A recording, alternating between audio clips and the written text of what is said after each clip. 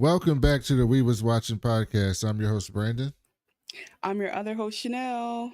and we're doing something different today. We're talking about movies, not TV shows. We'll be back with Foundation episode hmm 4 hmm tomorrow, which was a fantastic Which, episode, by the way. yeah, I'm enjoying the show. I'm not gonna lie.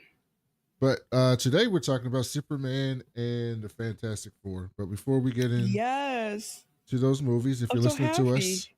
on Apple Podcasts or Spotify, leave us a review. If it's 5 stars, we'll read it on the show.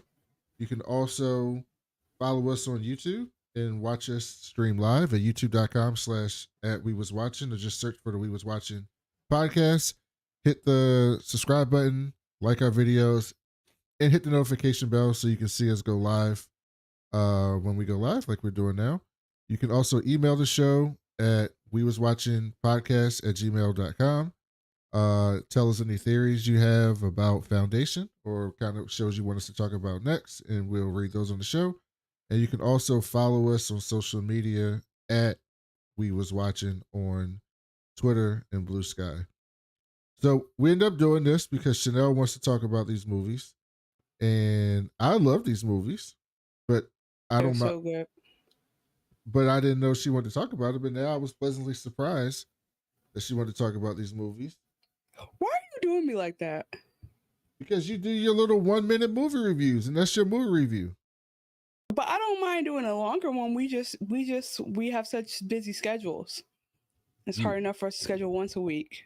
You got the popcorn. What? You got the popcorn bucket. Yeah, my mom got it for my birthday. You. Oh, that's. I was about to call you a hype beast, but it was a gift. That's such a good gift for you. Yeah, Oh, I got the gotta get you popcorn something. bucket. What do you want for your birthday? I know it already Nothing. passed. This is not just a popcorn bucket, by the way, for those It's watching. amazing. It's It's actually amazing. also can hold candy, and it's But a do you have to large open soda. it up and eat it out of that thing? Hold on. The candy comes out of there? Yep. That doesn't seem convenient. You grab the candy. The popcorn is back here Out the butt? on the back. Okay, that also seems like it's hard to get into. Grab your popcorn. Can't get your whole hand in there. The drink thing is the only one that really made sense to me. I feel like if the candy came out like, you know what? It should have had a thing like a candy dispenser where you can hold your hand at the bottom and the perfect amount of candy comes in your hand and then you just shovel it. That would have been perfect engineering. I didn't put the battery in yet for. Oh, it's okay. We don't need the bleeps and the button. boops. But apparently it lights up, but I don't know how you do it. I don't know what button you press to do it. What's the name of their AI? What's it called? Herbie. Herbie Hancock. Yeah, it was giving. We love that. That's so sweet. What do you have any other figurines that I gave you? Did they make it to your thing? No, they're under my desk. They're right here. They're under your desk. Wow, that's a great location. No, I mean not under my desk, under my monitor. Oh, okay. On my desk. Okay. Because I'm like, oh, are they on the floor? Okay. What else do you want? What's missing in your collection? Nothing. I'm good. You But want I do have some more this. VHS tapes? The man. Is that wrestling? That's the Iron Sheik. Yeah, that's wrestling. It's the Iron Sheik. He sits next to me. Him and Rick. From Rick and Morty. Ric Flair? Oh. No, Rick Sanchez. Speaking of Rick, this is where I don't want to jump into it immediately, but do you know I'm obsessed with Eben Moss? I don't want to say his last name wrong, but the Things actor. Wait, what's his name? Something Grimm. Ben Grimm. Uh-huh. I'm obsessed with. I need him to play a live action Morty. I need. Why would he be Morty? Because he makes the faces like Morty. When you look at, okay, there's this interview with them where he was like laughing and he made the face. I was like, that is Morty, bro. That's Morty is a child. Please. Okay, and they did a live action Lion King. What are we talking about? Lion Kings are animals, not people. Right, and they've done the plays with people. We could make believe. They do all kind of stuff with makeup these days. I think a live action Morty would be funnier if Morty was Was a grown man.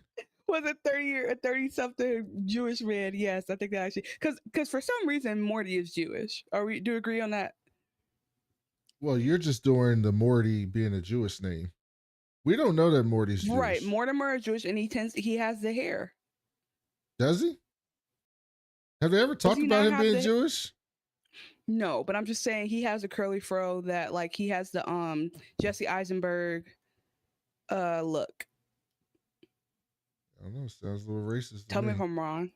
Is that racist? Sounds a little racist to me. I only know it so well because when I grew my hair out, when I started back over and I was letting my hair grow out, my hair would look like that, and I'd be like, I got my curly Jewish fro, and I have like an affinity for that hair because I feel like I had bought it is cool hair when I was growing it back out. I like the hair too. I mean, it's their version of Afro. It's like literally the same. It's them being natural. I don't know if it's the same. Actually, it's kind of the same. Actually, it is very much the same. You're absolutely right. We are pro-Semite here and pro-Palestine at the same time on this show. So, which one do you want to talk about first?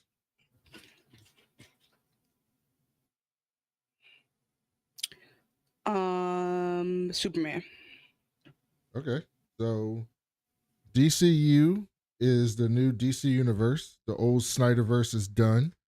Capiche, gone, eliminated, doesn't exist, not part of canon. And we're glad that that's over. And Marvel and DC Warner Brothers and DC hired James Gunn to come over from Marvel. And remind me, why didn't we like Zack Snyder? Because his movies were bad. And by bad, people just didn't like bad because they weren't close enough to the comic books, or people just didn't like the choices they made. Well, he has his whole group of people who are like the worst people who love that he kept working with, right? Like the actors, right? No, not the actors, like fans. They're like the worst people, the Snyder Bros. But his movies weren't good. I mean, I always said that Man of Steel was a fine movie. It was just a terrible Superman movie because it wasn't Superman. It was. And who played that one? Character, Henry Cavill. Okay. That was the first franchise of this, the first more recent Superman. Yeah, it was a character that I think Zack Snyder read Injustice and was like, I want to do Injustice because Injustice was like a great story, like one of the best stories they've done in recent years. You know what? I haven't been recording this whole time. I'll have to grab it from the YouTube video. But you haven't been recording audio? Yeah, I'll just grab it from the YouTube video. This is gonna be but hold on. Every once in a while, we put a video out, and people are like, "What the fuck? Like, how is this so messed up?" And this is how it happened. It's an innocent mistake like that. Well, I just never hit start recording. Grab it, but I can grab it from the YouTube video. And then the audio gets fucked, and then later we release an episode that has no audio on it, and people are like, "How do you not know?" And we're like, "We don't know how we don't know." That was years ago. That was a couple months ago. That was Gemstones, but yes. That was so then. Oh no, yes, you're right. So he read Injustice, which is one of the best comic book stories in recent years. But that was like published through what? The DC comic. It's a comic story. It was based on a video game. It was a video game, and then they made a comic book story to give you the background of the video game. And then they had Injustice 2, and then they made another comic book story to give you what happened in between Injustice 1 and the new video game, and then what happened after, right? So it was really popular. Essentially, this is a little bit background, then we'll get into it. Essentially, and this will make sense with Zack Snyder. Essentially, what happened was Superman, that the normal Superman, was that Superman, all the way up until the story started. And basically, the Joker kidnapped Lois Lane, took Lois Lane to a submarine underwater, right? And Superman came to save Lois Lane, but the Joker had kryptonite laced with Scarecrow's fear gas, right? As one does. So that way it could affect Superman because it was kryptonite. So then when he came down there, he saw Doomsday, his mortal enemy. He takes Doomsday, He throws up into space and he like tries to kill him and smashes him to the ground. And then when the fear gas wore out, he realized it wasn't Doomsday, it was Lois Lane. And he killed Lois Lane. And so that sent Superman down a spiral to become. Oh, that's diabolical. That sent Superman down a spiral to basically become like a dictator, where he basically. Are you spoiling it for me, by the way? Was this going to come up in something else? No, he's not going to do it justice. That's what Zack Snyder was trying to do. And he became this ruthless guy who would kill people. He ruled the entire world. He got superheroes to join him out of fear. And so Wonder Woman and a few other superheroes were joining him. So Superman was like brooding and sad and scary like Batman in this. No, in this he world, was just like he was like a dictator. He took over the entire world. He ruled the world with an iron fist. So he was like what Invincible was supposed to be. Yes, very much so. Yes. And so he would do the greater good stuff. He would go there and destroy. He basically got rid of all the nukes and took over all the countries. That killed people on like not Times Square, but like in town square, like public hangings type thing. Just killed people to instill fear in people. And then the superheroes had to try to fight that. That became a comic book. And then it became an animated movie. But that's what influenced Zack Snyder. And so Zack Snyder wanted to do Injustice. Superman turns bad, then turns back good. It's like it was a whole thing. And so that's why if you watch Man of Steel, Superman didn't save nobody. He was fucking murdering people. He fought Zod in the city, just destroying buildings. Didn't give a fuck who was getting crushed or anything. Yeah, because this Superman was saving cats. And I'm like, yes, you don't even have to save a cat. That was going to be my transition into this. He was saving squirrels. He saved a squirrel, I think. And I was like, that's crazy. That's what Superman does in the comic books. That's what he's always done. He's like that type of person. But a squirrel? That's like saving a rat. That's like saving a sewer rat. Superman would go get cats that end up on people's roofs, like firemen stuff. There's an analogy, like Batman is like a cop. Superman is like a firefighter, right? Like Batman is a cop, Superman is a firefighter. Superman. You know that's so funny because like it's like how people talk about how the firefighters are not problematic because they don't shoot people. So I see that. Yeah, like the firefighters mostly just save people. Like that's what they do, and that's what Superman's does, right? And so that was my transition to you in this movie. Was the thing that stood out to me the most in this movie is what they knew who Superman was. They gave him the red trunks, the red underwear on the outside. They made the movie very bright. Like Man of Steel is very gray coded. Like it's very blue, like blue, cool toned, gray coded, like dull and drab. This movie was super bright colors, bright characters. Superman was saving people. He was talking about the good and stuff. He was being, and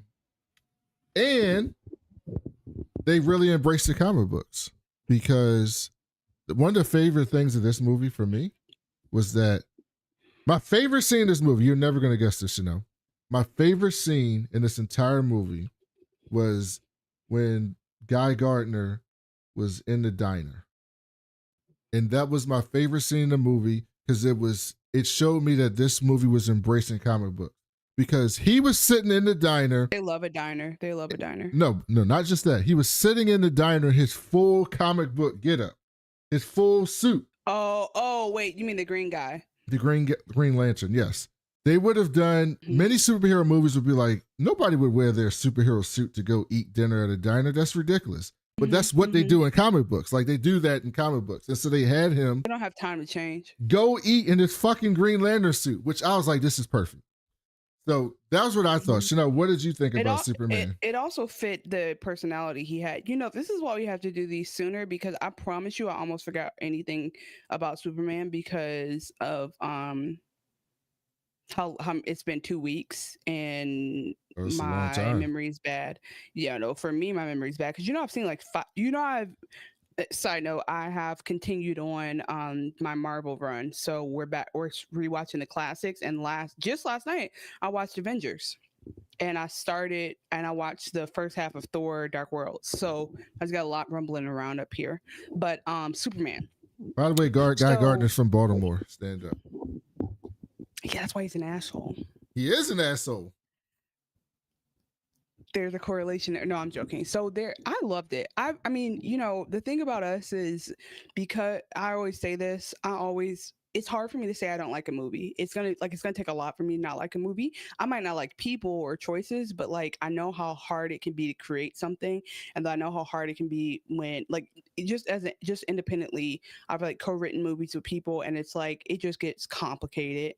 Let alone at this level where people have all these expectations and the ideas like, yeah, we have the comic books, we have like the source material, but we want to make it palatable. We want to make sure millions of people come. We're spending so much money. So I'm actually always amazed when a movie comes out okay.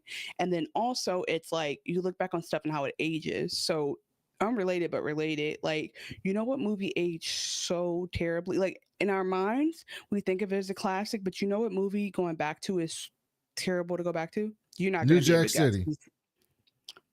Is it bad? I haven't gone back recently. Does it not stand It's out? all right. No, it's cool. It's still cool. No, what movie is terrible is Superbad. Is Have it? you gone back to watch Superbad in the last 10 years, 5 years? Not 5 years, 10 years. I Yes. sat my niece down and tried to be like, oh, this is so classic. And the whole first 40 minutes is just Jonah Hill talking about his penis, like the whole first 40 minutes. And I was like, forgot, like it didn't even build the stakes up to the McLovin scene, because I was like, this is really raunchy. Like I just forgot how there's a lot of filler in there before you get to the parts that you remember as iconic. I say all that to say that stuff doesn't always age well, but some stuff does just become like classic and fun. And I think that's how I feel about this comic book stuff. Similarly, my mom was like, I was trying to make her watch some of it with me, and she was like, you know, comic book movies weren't big back in my day. I'm like, duh. Like, what do you mean? Like, nothing is on the level of what we're seeing now in terms of like production value, budget, the acting stakes in it, the experience is just different. So I'm very happy with all the movies. Like, I didn't think that I liked Black Adam, and I didn't think that I didn't think the Flash movie was bad. What are we doing? How are we doing a show together? Same way you haven't read Harry Potter. We just have differences and we accept them. Black Adam was not that bad. Black Adam was not that bad. Oh, both Black of them. Adam was not that bad. I'm gonna fight on that. Black Adam was not that bad. Okay. Okay. By the way, when me and your mom were growing up, we didn't get a lot of superhero movies. First of all, you were not as old as my mom. We didn't have a lot of superhero movies back then. We had Superman, and we could watch the reruns of the Batman Adam West movie. You're maybe 4 years older than me. No, my mom is talking about Hulk with like shaggy hair. That my mom was talking about. Yeah, Lou Ferrigno. Yeah, that's back in my day. You were there for the original run. Yeah, Lou Ferrigno, the Hulk. You never seen the Incredible Hulk? You were there. In Wonder Woman. You were there when the premiere of that. In Wonder Woman. That's how old you are. Are you telling me you were there for Lou Ferrigno's premiere of Hulk? That's right. Lou Ferrigno. You didn't even know who he was. All right, we got some chats to know. I can't grasp his name. We got Petty Gibbs and Brandon and Affection looking lovely. Chanel does look lovely. Kobe said, hey, y'all, this is my first time popping in the chat. Hope y'all having a good time. Kobe. We are.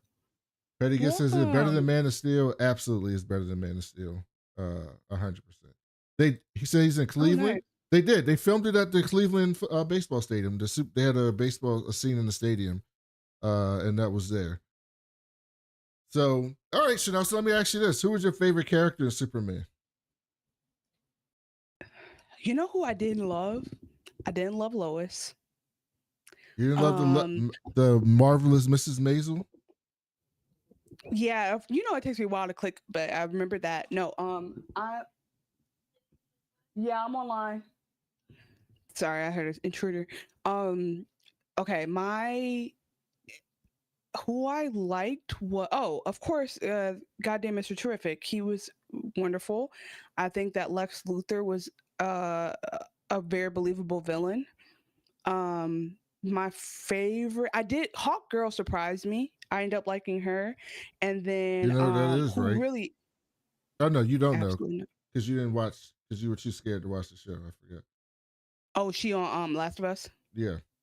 When Brandon says too scared, I have like a mushroom. No, I didn't mean that. No, I didn't mean that as a knock. No, for people who don't know, it's like by scared. Like the mushrooms freak me out, and I try. I think I said that a little too I'm sorry, I didn't mean it No, that you way. didn't. No, no, no, no. It's just they make my stomach hurt, so it's okay. But we would have covered that because we covered that season one, and but also sometimes I think I need exposure therapy because I'm like if I watch it a lot, maybe I get over it. Anyway, no, the person who there. Oh, okay. This is what I was gonna say. You never watched Barry, but Barry is one of those HBO shows I would say are worth watching from beginning to end. It's so good.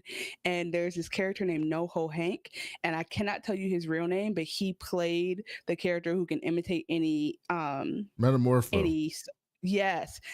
And I was like, is that Hank? And so whenever somebody I love from another show sneaks into a movie and I don't know it, they just become my favorite. So Metamorpho was Metamorpho and that baby. That poor baby just that baby was like, I'm gonna stick to you like glue, sir. And so Metamorpho and his baby was probably my faves. I love Mr. And Wendell Pierce. Wendell Pierce, who we love. Perry White. Yeah, he played Perry White. So I thought everybody's character was pretty spot on in this movie. I thought Luther was excellent. Making you hate him.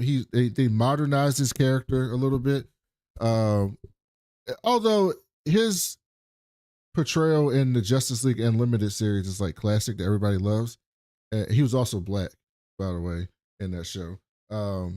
But he made you hate him very much so. And I loved that he leaned into it. I thought I thought Superman was actually Superman, and I love the Superman character because his movies, I mean, his comic books can get kind of boring sometimes because he's so powerful, right? That it's like, what do you do to affect Superman? He's fucking Superman, right? But what makes Superman interesting is that what he represents, right? It's like he represents like the best of us. He's like this person from the outside that wants to be the best of like humanity.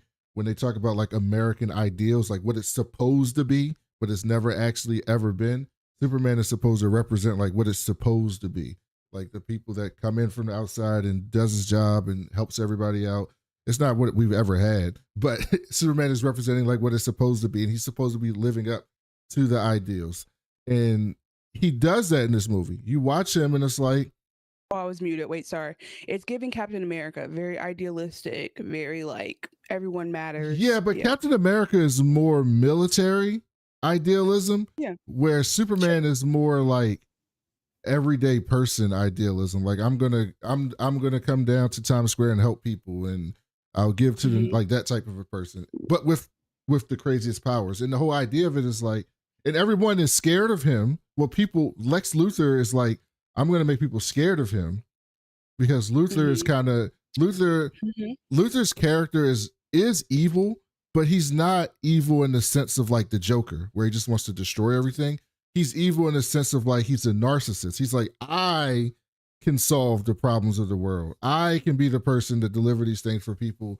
And y'all are following this person who shouldn't be here, who's not like us, and I'm better than him. Like that type of a thing. Yeah, I think and good for you for not getting distracted by saying the phrase "not like us."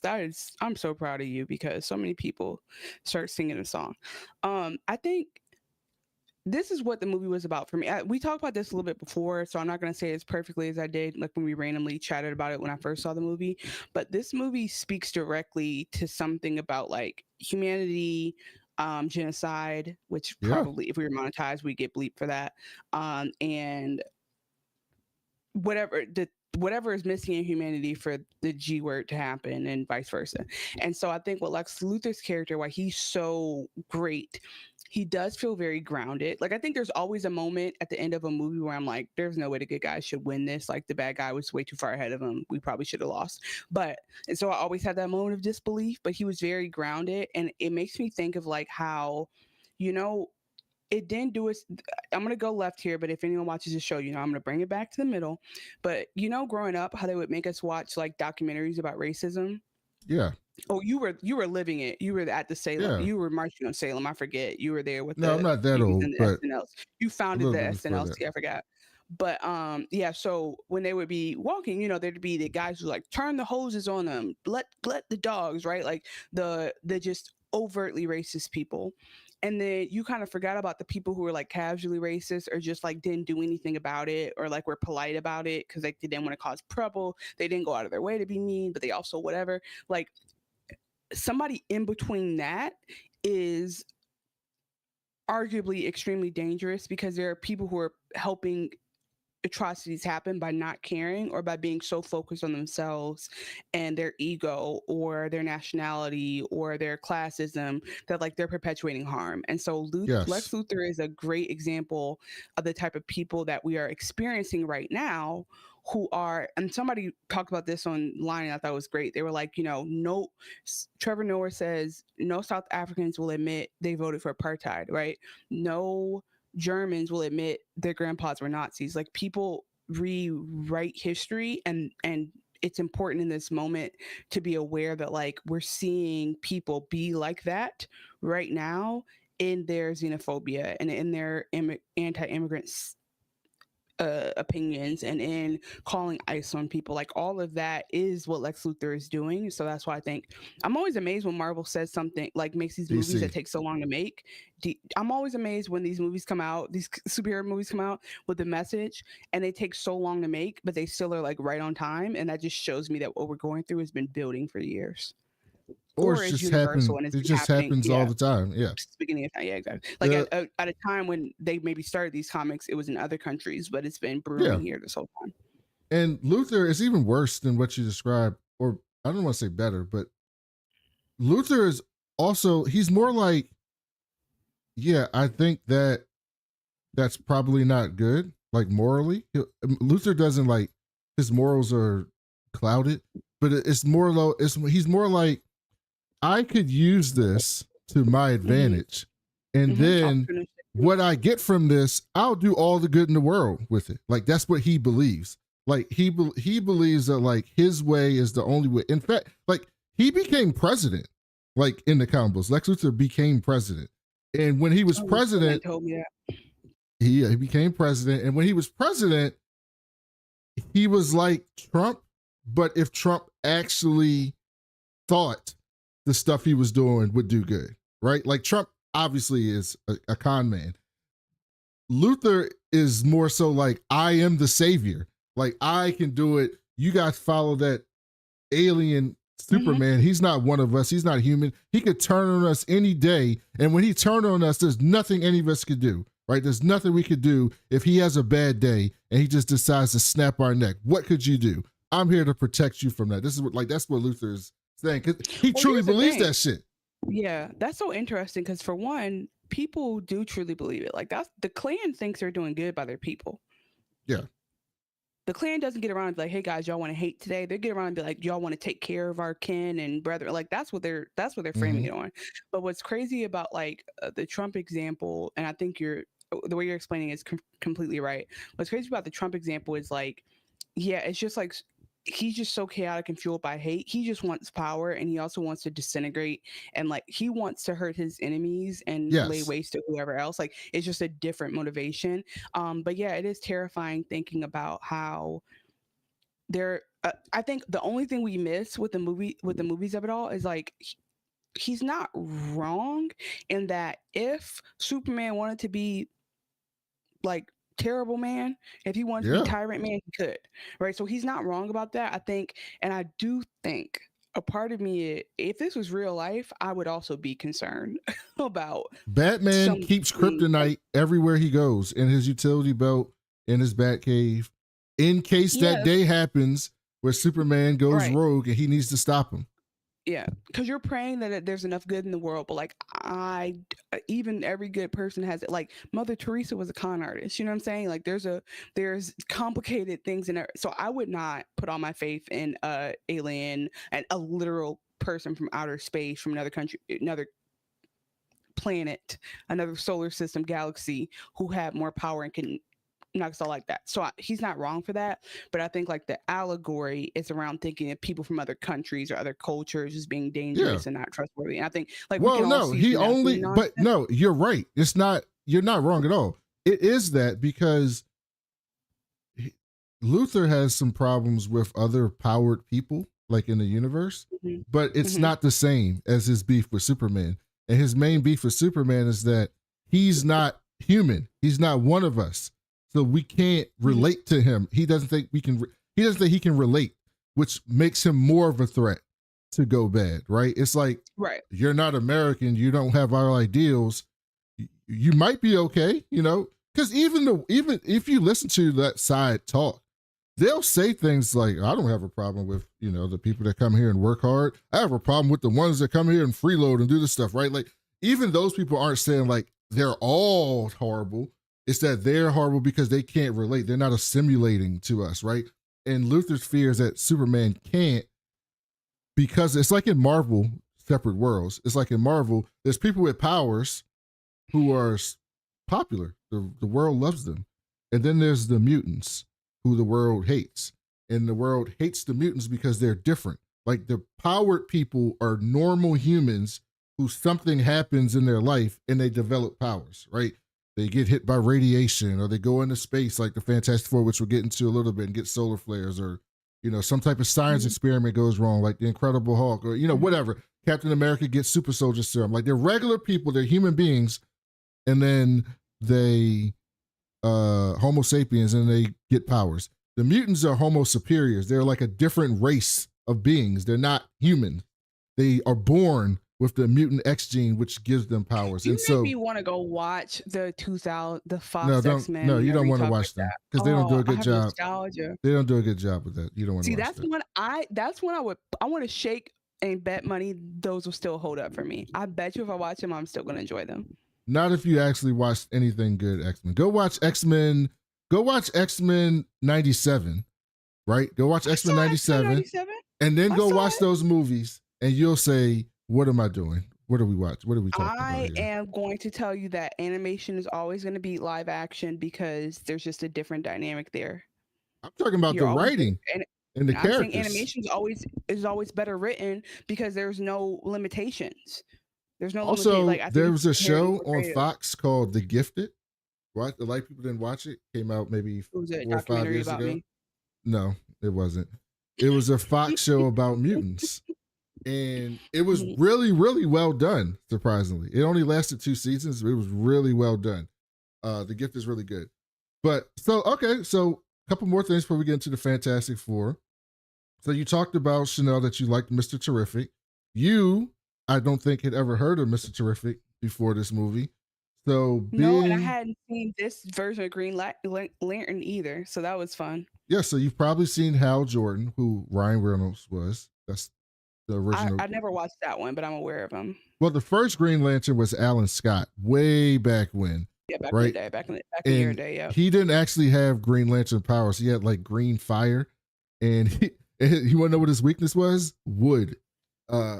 And so, that's so random. And so when the superhero comic books went out of business, like not went out of business, but they weren't popular in like the 40s and the early 50s, then they had the Silver Age where all the characters you know about came back.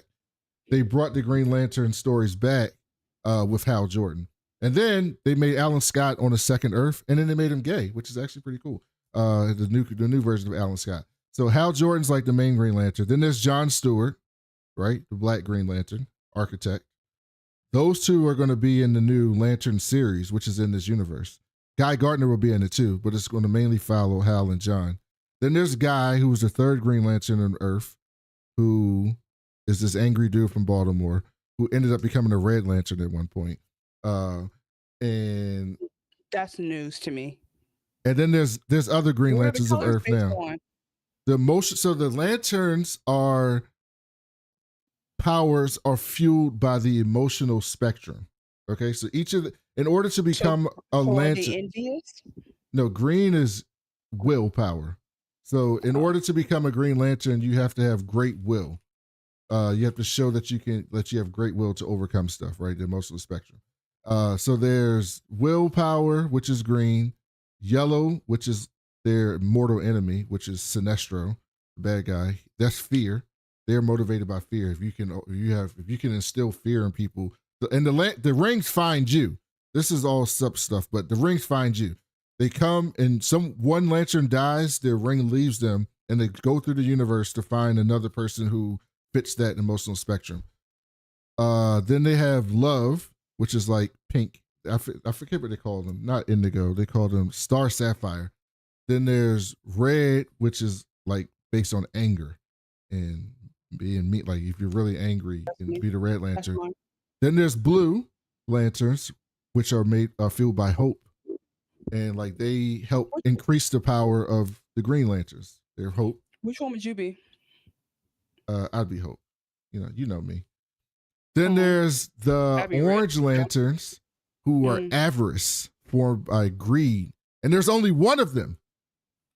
He makes constructs of other people to pretend to be lanterns, but that dude is hilarious.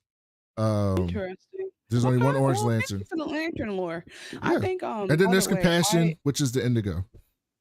Oh, I've never been. Oh, that sounds nice. I might be compassion, but I've never been into like I wasn't even into the stuff back when it was Ryan Reynolds. But I think it's so fascinating how there are white men who they're like, listen, we're just gonna keep recycling them until we find the right role. Like Ryan Reynolds are like, we'll keep going. He's got it. Chris Evans, we'll keep going. He's Jared Leto, we'll find it. And I think that's amazing because like Ryan Reynolds wasn't bad as Hal Jordan. The movie was just terrible. I'm just trying to say, like, why does Ryan Reynolds get 3 chances? Because he was good. You know what I mean? He was good as the Green Lantern. The movie was bad. I mean, don't get me wrong. I'm so glad that I think that Chris also Evans he was Deadpool before, and when you defend the Fox movies, they had him as Deadpool with his mouth sewn shut. He couldn't talk. Deadpool couldn't that's talk. Why they're important. That's why they're canon. You can't erase them. But no, that's why. Like, don't get me wrong. Chris Evans is definitely better as Captain America than he is as Johnny Storm or what's his name? Johnny Storm? Yes. Who is his Human Torch? Oh, okay, now I'm about to confuse myself. Who is his Reed Richards? Some random white guy, right? No, that dude. I think that dude just passed. By the way. Oh no, that's the guy who played Doom. What was that guy's name? Fantastic. Because now I'm trying to remember if that was Johnny Storm. Then they had the one with Michael B. Jordan. Who was in that one? Oh no, that we don't talk about that one. I was and this is when we agree. I can leave that franchise where it is, but you're not gonna take original X-Men from me. Fantastic is Ian Grufford. Ian Grufford. So yeah, maybe a random white dude. You said I was thinking about the guy. I was thinking about Doom, not Mr. Fantastic. Do you know Doom was played by Julian McMahon. So he just passed recently. Rest in peace. Was he the one who was also in Nip Tuck? Yes. That's who we're talking. Okay, that I knew, but yeah, Julian McMahon is okay, but we got him confused. Hold on, where's the played by? I just need to know who was was Michael B. Jordan Johnny Storm? Whose brother was he? Yes, he was Sue Storm's brother. Who was Sue? And Sue wasn't black. Well, he was adopted. They were mixed race. It's a stupid movie. Like, no one should ever watch that movie. It's a bad movie. Very, okay, hold on. Very Johnny Storm. Very bad movie. Okay, but who was his Reed Richards? Some doofus looking dude. Tell me. I need to see him in my face. Okay. You know what's so funny? Even the internet. Miles Teller. The internet is. Miles Teller. Was his Reed Richards? Yes.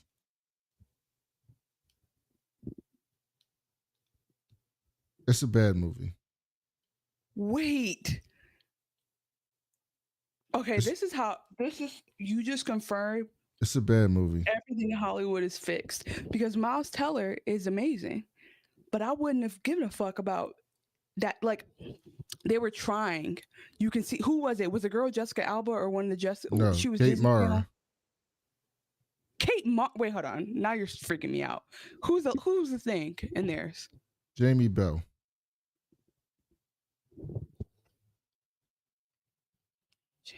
Okay, we're giving way too much time to one of the worst movies ever made. Because this is what's messing me up about this. You don't understand. Like 3 out of 4 of them are bad bitches. Like 3 out of 4 of them are So after you no, went on this movie great has things. 9% on Rotten Tomatoes. It's one of the You're not worst listening to me. movies ever You're not made. listening. You're not listening. You're not listening. I don't care about the movie. I care about the cast. I'm saying they were onto something, just not with this. But think about that lineup: Kate Mara, Michael B. Jordan, Miles Teller is like that's the who's who. No, But they just hadn't figured it out yet. mm-mm. So None of I those see what they people. were going for. None of They those were trying. people. They were trying No, to bake. none of They those were people. baking. They weren't cooking, but they were heating up the oven. They weren't And I'm doing not gonna go anything. back and watch the movie. I'm just letting you know. But Miles Teller is crazy. They Okay, we weren't got. microwaving. Okay, they weren't even nuking it. Okay, No, well, they listen. weren't I guess even using the lighter. so. Now that we're talking about Fantastic Four, I think No, we didn't finish I Superman think because you didn't tell me what you thought about Mr. Terrific. well, first of all, I love whenever there's a character who understands science, and that's half the battle. Like they have powers and they have whatever, but they're actually just smart enough to be like, yeah, this is gonna die in 3 seconds, or like we gotta close the portal before humanity as you know it. Like I love a person who can calculate doomsday.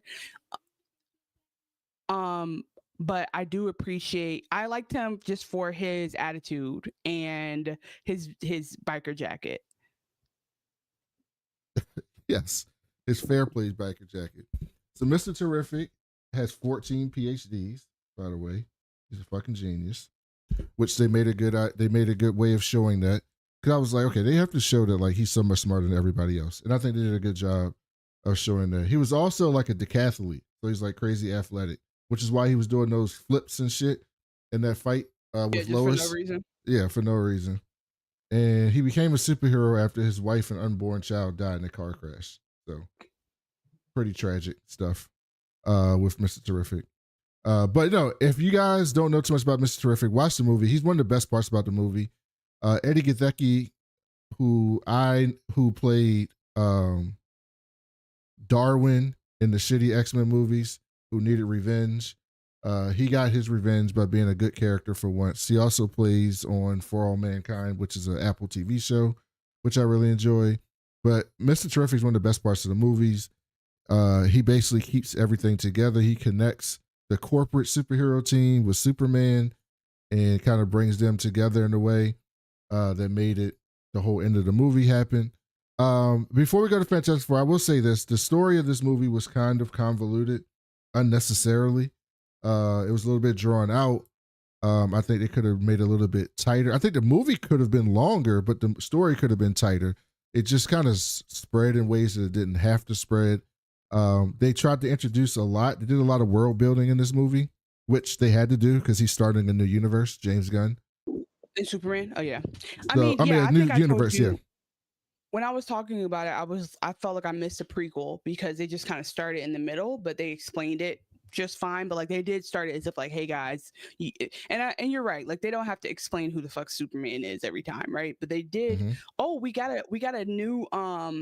You know what I am sad about? I'm happy for these actors, but I'm sad about the recasting of his parents. You know, because I anytime I can see Michael Keaton, I'm trying to see Michael Keaton. You know what I'm saying? Well, that's fair.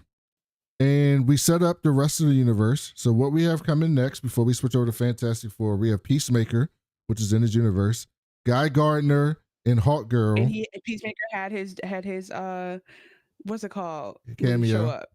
Cameo. Yeah. He had his cameo. He was as on being Fox an News asshole show on talking Fox shit. News. Yep. We hate him and we love him. Hawk Girl and Guy Gardner will show up in Peacemaker, which comes out this month. Nice.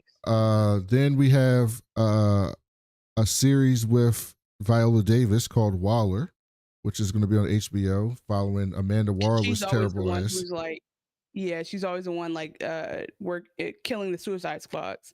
Yeah, Amanda Waller is horrible. She's like the worst, which is the best. Love that for her. Love that for Viola. Yeah. So then we're also getting the Lanterns TV show. This is what's coming up next with Hal Jordan and Jon Stewart. HBO. Lanterns is supposed to be with, Aaron Pierre. Yes. He's Mufasa. Okay, good for him. Yes, and Lanterns is supposed to be inspired by True Detective. So it's like the Green Lanterns inspired by True Detective. Yes. It's gonna be deep. Who's the Hal Jordan? Oh, what is that guy's name? Damn, it's like right at the tip of my tongue. Uh, uh,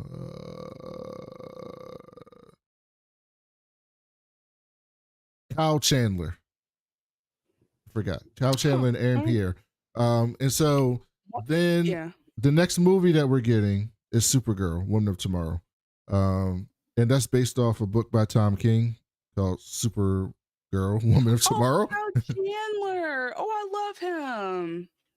Piece of guy. Yeah. Who has our girl Millie Alcock from House of the Dragon, who played young Rhaenyra. She's playing Supergirl. And I don't think people are going to I think people are going to really be surprised by this movie next year because this story is like really really really dark. Like really dark. Like it's a really fucked up story to the point that like Supergirl is going to planets with red suns where her powers don't work so that she can get fucked up Oh, and the drunk. cousin. That's the Yeah. cousin. She's about to have her spinoff.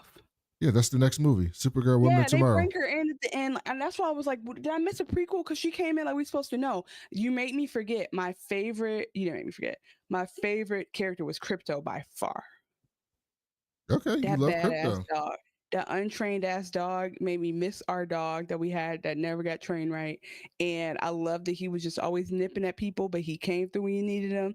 And you know, they said that like one, they were like, you know, Halloween's gonna go off for people with white dogs, right? This year. Like it's already going crazy. And two, like people searching for adopting dogs has been going up because of that. So we love that. Go adopt a dog that looks like Crypto or maybe get a black dog, but either way, adopt a dog today. Crypto's a big part of this movie, but it's really dark. Like she goes to planets with the red star where her powers don't work She's so trying she can to get fuck up. Yeah. just fucked up and drunk and also get beat up. Like Mm-hmm. feel pain. Yeah, Like I mean that's it's no different than that's no different than what Wolverine be doing on a random Tuesday. Wolverine's life is fucked up too. So yeah, but people don't associate Supergirl with that. So I think it's gonna come off as kind of a shock when people see how depressed she is right now, which should be very Yeah, interesting. she came in looking like a party girl, so I think the depression of it all is going to be an interesting turn.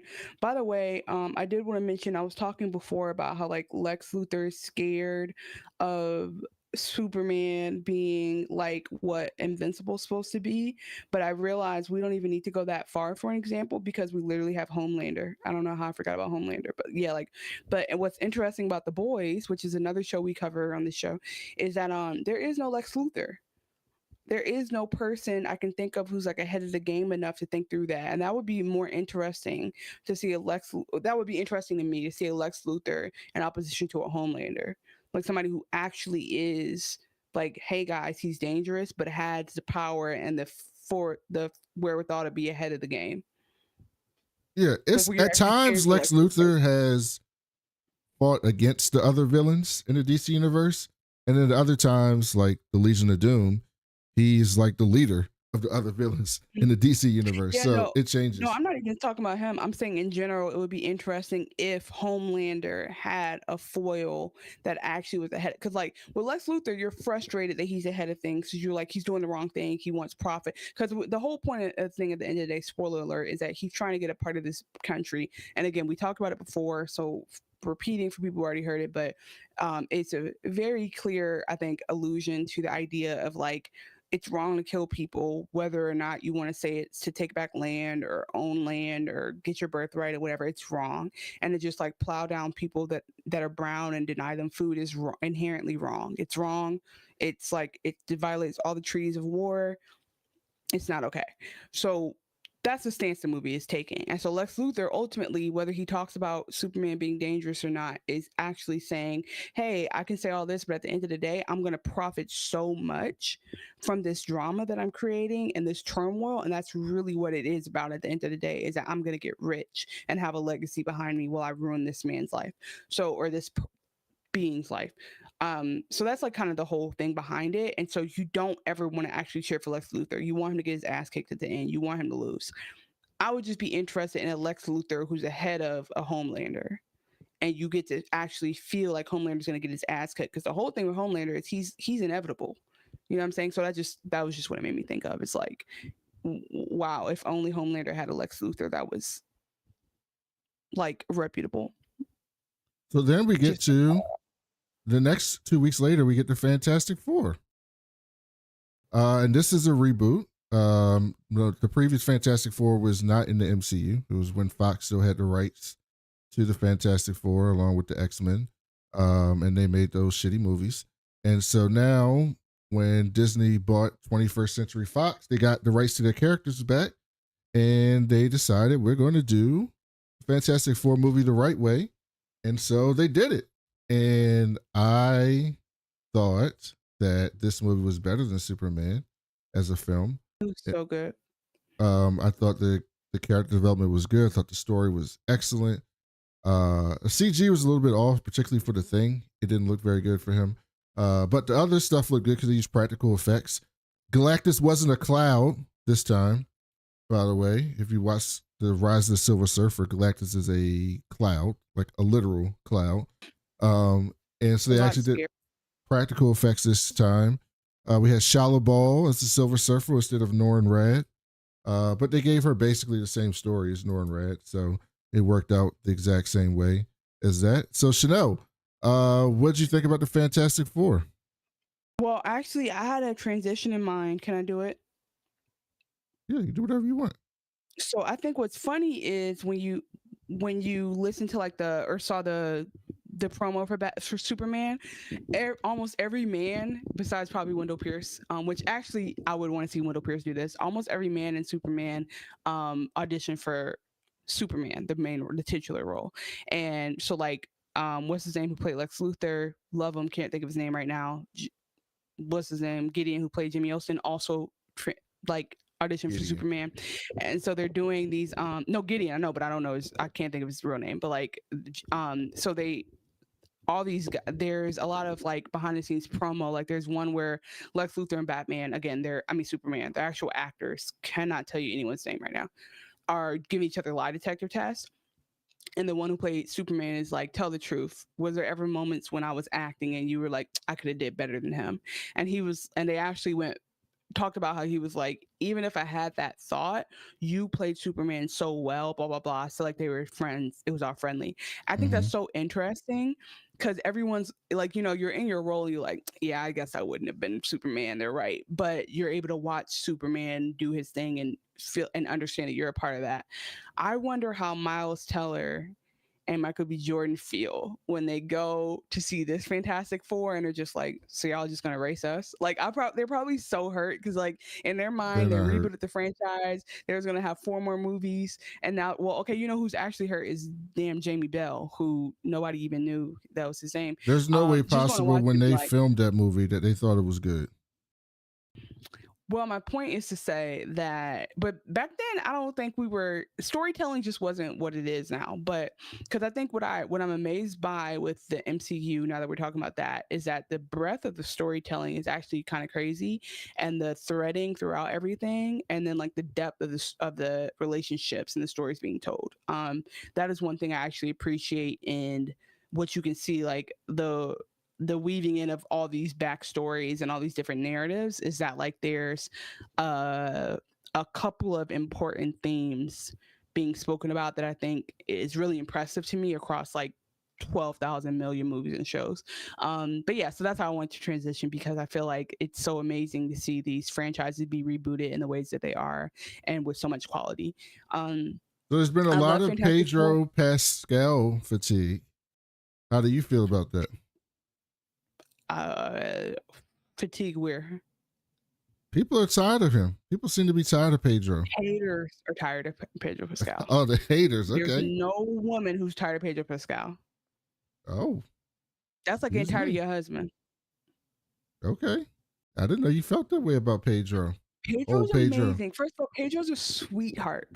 So Pedro is one of those people who people are like, you know how when people are like, oh, are you guys sure you want to see the Epstein list? Because what if your favorite politician's on there? We're like, yes, show us a list. We don't give a fuck. Put them in jail, right? Like that's how people feel. Pedro's one of the only people where people are like, I don't know if I want to know, because he seems to be such a genuine spirit. And I think that people want to see him win, and women love him because he's like just the right amount of like sincere and manly, and like a little, gives a little bit of bi-curious energy. So I love me some Pedro. I saw him multiple times. I saw him in Eddington, which I just watched a couple weeks ago. I saw him in this. What else is he in? Movie. He was in The Last of Us a few weeks ago.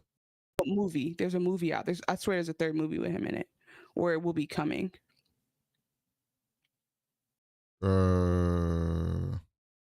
There's another Pedro vehicle somewhere in there. He was in Materialist. Yes, thank you. That is what it is. Yeah, so he's all over the place. With that said, I love him. He's great because he was so good in Eddington. He played a completely different character. He's so good as Reed Richards. I think I don't have fatigue on that. What I do have a little bit of fatigue on is the lack of diversity that we saw in Fantastic Four, but I'm gonna just give that to them. I'm gonna just let you have it. I mean, also the movie only had like 6 people in it. For real. Yeah, like the thing was finally played by an actual Jewish person. That's cool. I don't think you have to make Johnny Storm biracial. I get it, but you could have made Sue. Sue could have been Asian. Sue and Johnny could have been Asian. Sue and Johnny could have been Black. They could have been Native. There's so many other options they had. I don't know that they had to all be white, but I do. They're not all white. Yeah, you're right. Pedro's Chilean. That's not like part. Reed Richards isn't.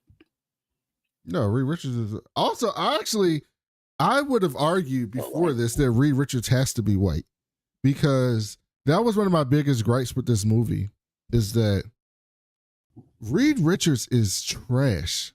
Not like a bad guy, but he's so smart. He's the smartest person in the world. Okay. He's so smart that he's like not human sometimes. Yeah, but he's also like kind of like does a lot of fucked up shit. And he has like the audacity of like a rich genius white man, like very much has that energy. And in this movie, they made him so wholesome. They gave us one scene where he considered giving up his child to Galactus. And I was like, Reed Richards would not have given him up. But Reed Richards absolutely would have thought about it and run through the calculations and thought about it again and thought about it again. And then be like, okay, I'm not going to do it because I don't want to piss off Sue.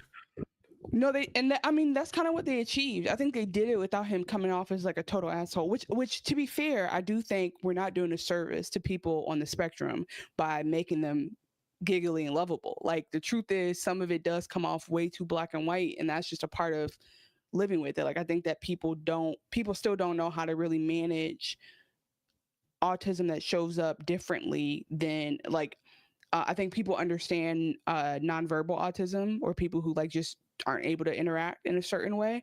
But when people can interact socially and still are autistic enough that like they miss that human component, people don't know what that looks like. I think House is the closest to what I'm talking about, and he was not at all on the spectrum. He was just an asshole who just was good at medicine. Maybe he is late diagnosed, I don't know, but you know what I mean? Like, House is an asshole straight up and down, but he was good at what he did. Whereas then you have like The Good Doctor, or you have like Young Sheldon or whatever, where they're trying to like nicify autism, and sometimes the whole thing is you miss the social cues and you're not a real person, and you forget that you're a real person, but like you're not showing up the way that people want you to show up socially. You're not and I say that somebody with autism, I'm not saying that as somebody outside the spectrum looking in.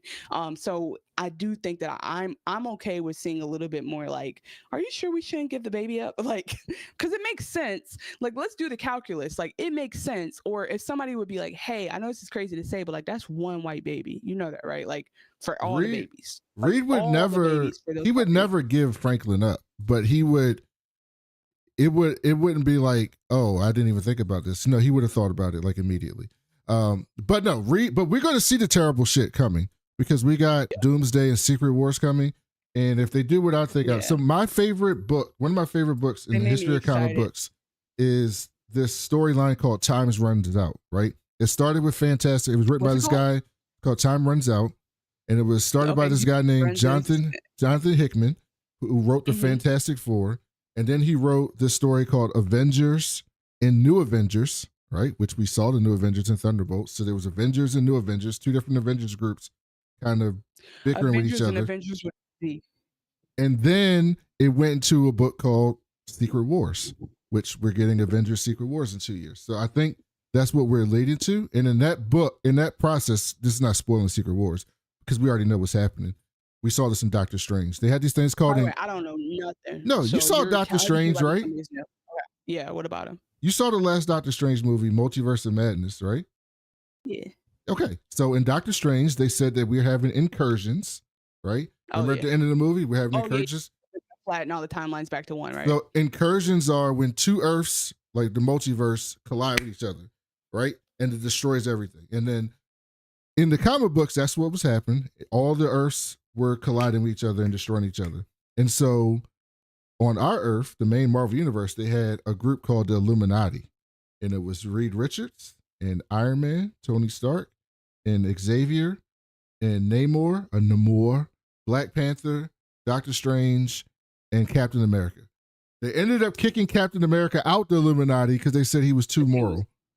Like, you can't do this shit. And Reed came up with a device that will destroy the other Earth before it collides with their Earth.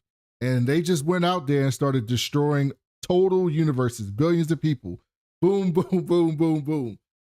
Right? So Reed will do some fucked up shit. It is coming. They're gonna it's gonna upset you because they're not gonna write Pedro like that. They better write Pedro like that. I'm so sorry. They're not gonna do it. I'm telling you right now. It's coming. It's coming. I can't wait to see. I can't wait to see.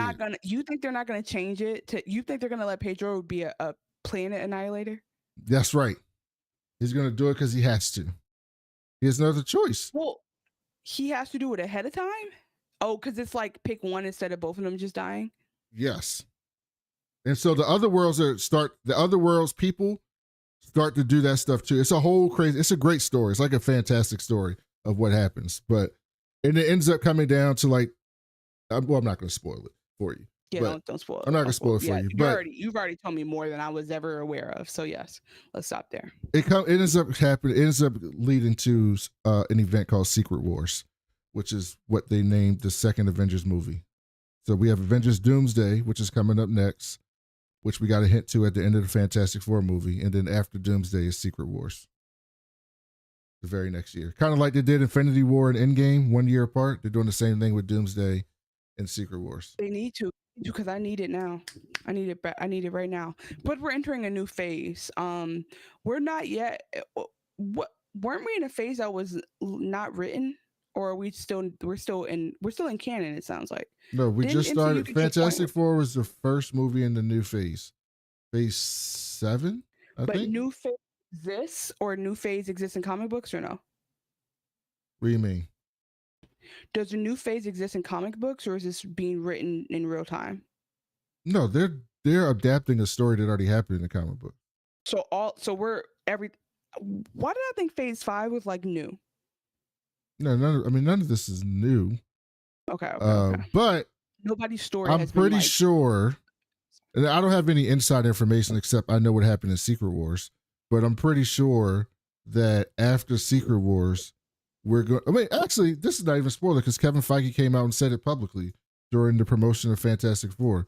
They're going to do a reboot after Secret Wars, and so I assume some of these characters will come back over, and I assume a lot of them will get recast.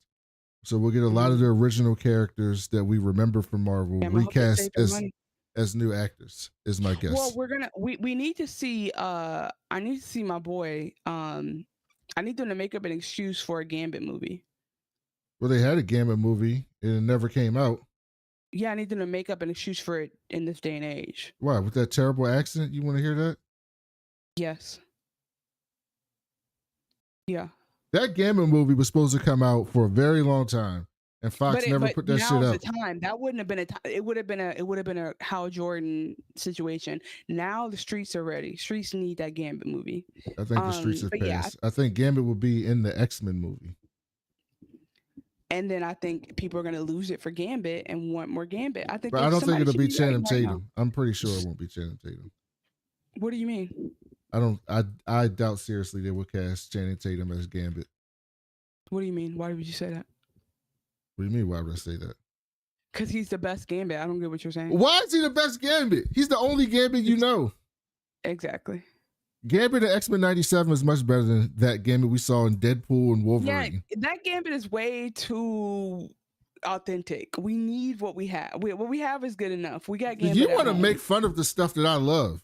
That's what you want to do. You want to make jokes out of these great fictional characters. I think that Channing's Gambit is exactly what it's like. How Fergie's anthem is the anthem that should be the official anthem. I'm realistic. Just so we know, Chanel wants to make a mockery of Cajun folks. Okay, I'm realistic. I think his accent is good enough. And I didn't hear the Cajun people. They weren't in the streets marching about it. I think they were fine with it, and I think that he's serious about it. He takes it seriously. He loves the character. We love him doing the character. Give it to Channing. Like recasting it would be stupid because Channing's actually at a level now where like you don't need to recast. It works. It works. Trust me. By the time the movie comes out, he'll be 50. That's not true. That is true. He's 46 years old. Oh, good for is Channing Tatum 46? No, you're lying. Yes, he's 46 years old. Oh, that is fine. So you want a 50-year-old Gambit running around? How long are you gonna be able to do that? Channing Tatum's not 46. Yes, he is. How old was he when he made Step Up? How old am I? You're a baby. That's why you think of all these people as so young. 1980, 2046. Why do you think Chris Evans is not doing Captain America anymore? He's 44. Like, how long am I going to be able to do this? Those are good-looking white men. You know, Chris Evans used to do some of his own stunts. I didn't know that. Yeah, that doesn't surprise me. I mean, he used to like do the fight scenes. I think that's like the fight scenes are technical. Anyway, but they move in slow motion, and they just speed it up when you watch the movie.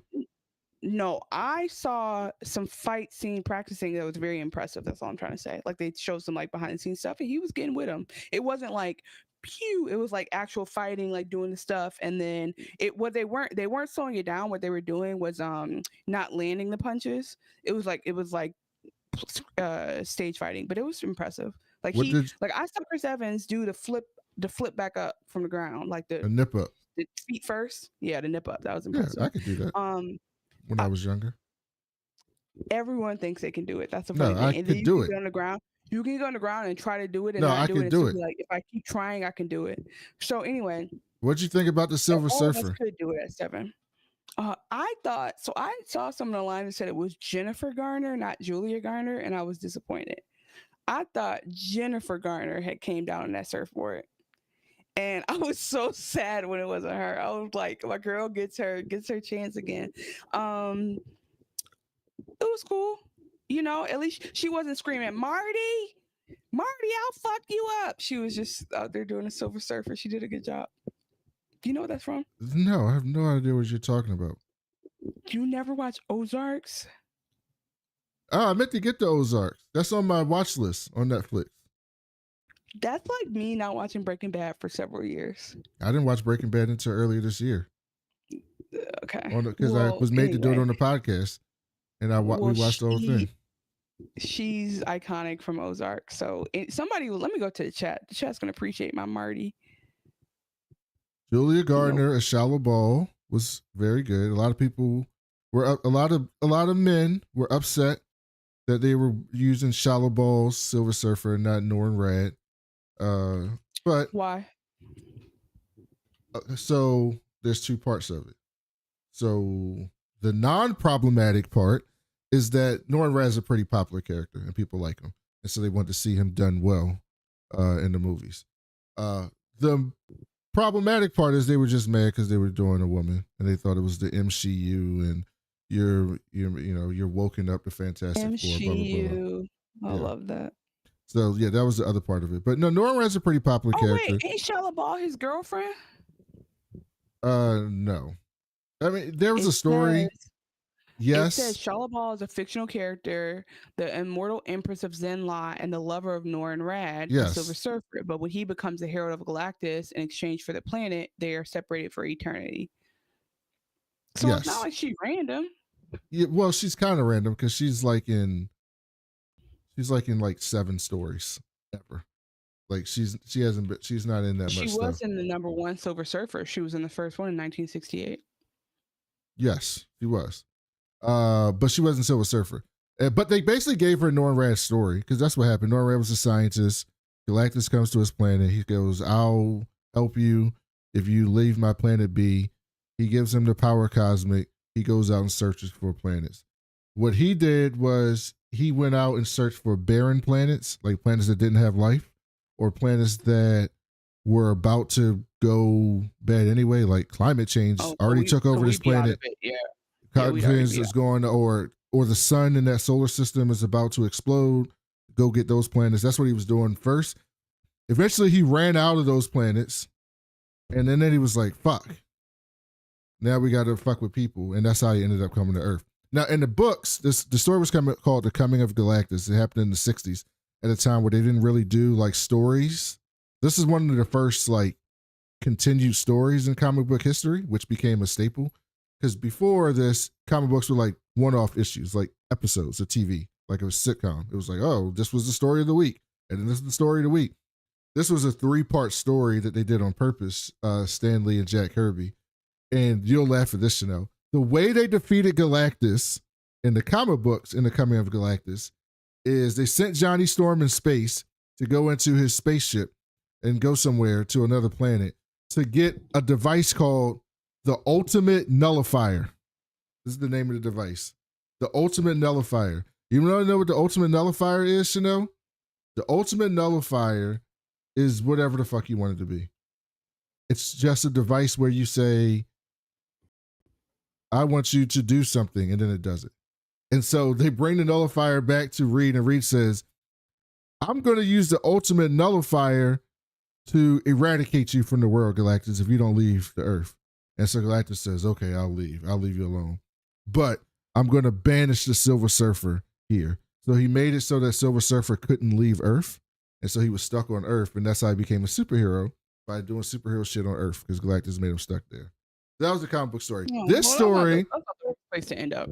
This story, Galactus wants to come get Franklin, because they took that straight out of Jonathan Hickman's book. Franklin in the future basically made Galactus his herald. Like, that's how powerful Franklin is. He made Galactus his herald. Which good to know, because Franklin was seeming kind of boring before all that. Franklin, for the whole time, I was like, this is just a baby. And so Galactus sensed the power in Franklin and wants to come get him. And then Sue does the thing like when moms lift cars up to save their baby. Sue's also like incredibly powerful in the books, but she got like super powerful to save Franklin, knocked Galactus into a portal and sent them to the other side of the universe. So they'll be back. They ain't dead. So they'll be back. They'll be back. They'll be back. And the Galactus has many heralds. So I imagine the Silver Surfer will go on about her way, and he'll get another one of his many heralds. So what does Galactus need to stop thirsting? He has to keep eating. There was a story made by this guy named Al Ewing, which is really good, called The Ultimates, where one of the best black characters of all time, Blue Marvel, which they need to put him in movies. Him and the rest of the team, they basically not to confuse with Blue Beetle. That's completely different. Completely different. Blue Marvel was, not to get sidetracked, but you'll like this now. Blue Marvel was one of the first superheroes in the fictional universe. He was back in the civil rights time. He was a black dude. They made a Blue Beetle movie. Yeah, Blue Beetle was good.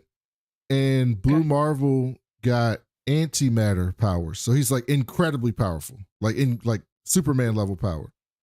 But he had to wear a mask because at the time, like they didn't want the world to know a black man was that strong, like that powerful. And a lot of black people were upset with Blue Marvel because they were like, dude, you're the strongest person in the universe. You could like free us all. Like you could just fix this racism shit. And he didn't want to get involved in it.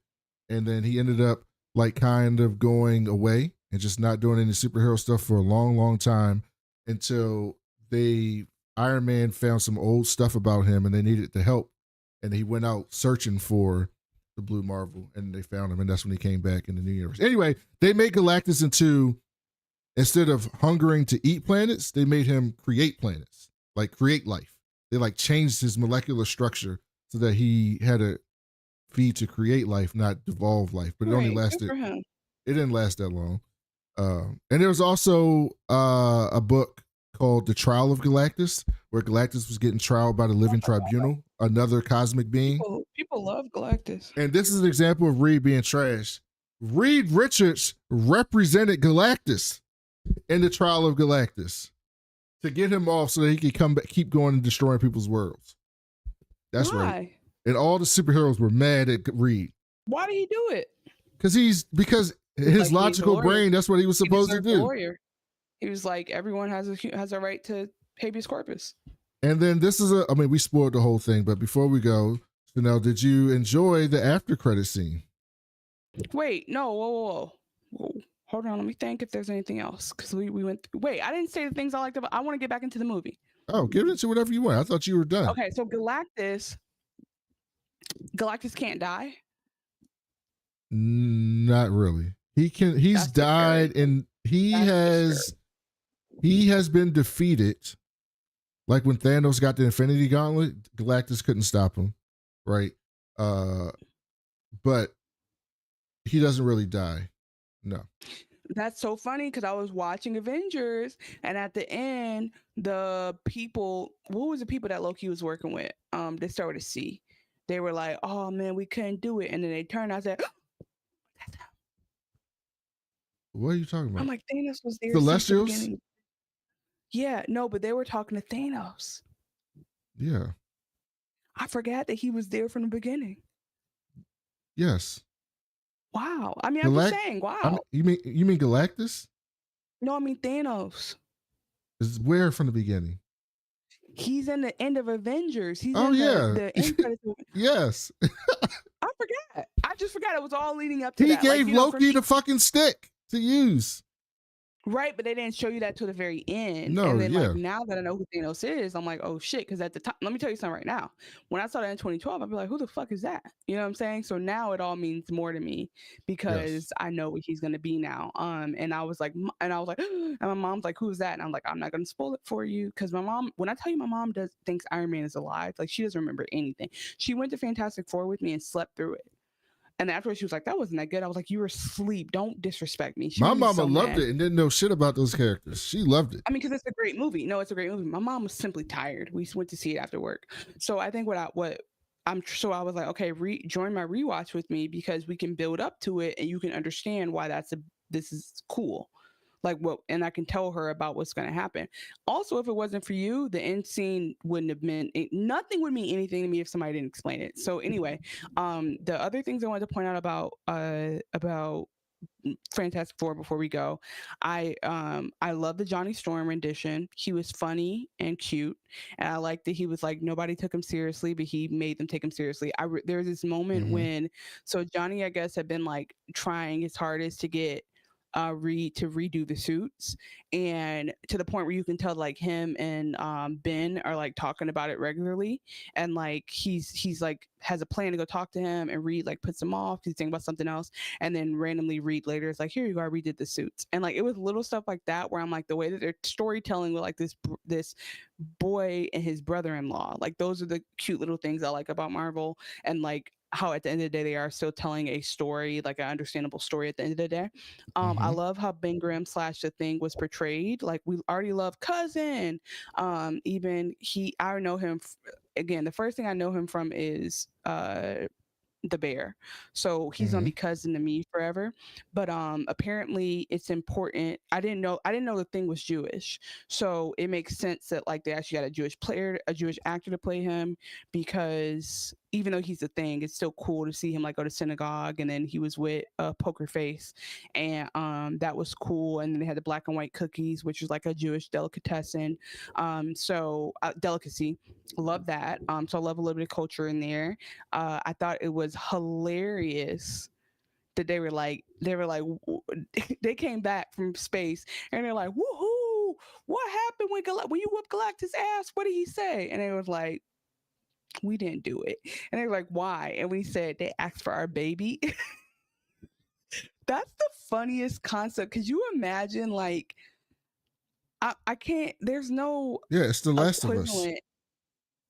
no, it's not even that, because it's even funnier than that, because it's just like you literally have heroes and people who are like, I'm gonna take care of you, I got you, and then and then they go and they're like, we got this, and they come back and they're like, yeah, he asked me for a lot of money, so I'm gonna let y'all die. Like, actually, they're crazy for that. Like, I think it's just funny that he was so shaken up and they were so shook by that flight back where they delivered the baby and were running from Galactus and Silver Surfer. Because, by the way, that bitch was surfing. That bitch was, so Shia LaBeouf was on that ass, right? Like, she was. I loved her as a villain because of how, like, the fact she could just be in the ship and just like, she was very powerful. So them running from her gave them a whole bunch of like, gave them no time to prepare for that press conference. So I'm just thinking, like, how would I feel if I was at home thinking Earth has just been saved, and then I heard like, nah, he wanted my son, I was not gonna do it. So it is like a very so I do love the scene later when Sue comes down and is like, hey, like, y'all for real, like, this is my fucking baby, what are you saying? But then she's like, I'm not gonna sacrifice y'all on purpose, and then the story goes on from there. I love those things in stories, because so many people are always like, man, if you're going to save everybody, you got to give up your son. But most people would never do that, right? Because we see it in real life with like stuff way less stakes than like the universe at stake, and they're like, I'm not going to give up my child. Tell the truth, or if you just like, hey, tell the truth, lose your job, and people go do all this stuff to try to hide stuff and lose their jobs anyway. Pay a $20 million settlement, and people do all types of crazy. Lose your job at ESPN when you could have just not been nasty from the beginning. Yes, but people do all types of crazy stuff to save their family in real life, that don't rise, that don't rise to the stakes of like the whole universe, and like the whole world. People was downstairs chanting like, give your baby up, fuck that baby, we don't care. Well, yeah, people would do that. People would absolutely do that. That's why it's so funny. And they would have been storming their house, but luckily they lived in the Baxter building where they couldn't get in that shit. Yeah, they can't, exactly. No, I think they knew better. I mean, it's not realistic. Well, they're not fucking with the thing though. I mean, that dude's living there. Like, what am I finna do? But to be honest though, the thing is, the stakes were different for me, because it's not just give me your baby. It's your baby for eternity will be trapped in space, ruined, killing people. Like, that's not something. Who's giving up I wouldn't give a stranger up to do that, you know? But it reminds me of this movie. I do think that's like one of the best premises of a story, like you were saying, because the question is like, would you kill the person and make your life easier? Did you ever see Drop? No. The movie Drop. We just watched it the other day at home. I meant to see it in theaters because I do support the film industry. And the premise is like, kill somebody or your son gets killed.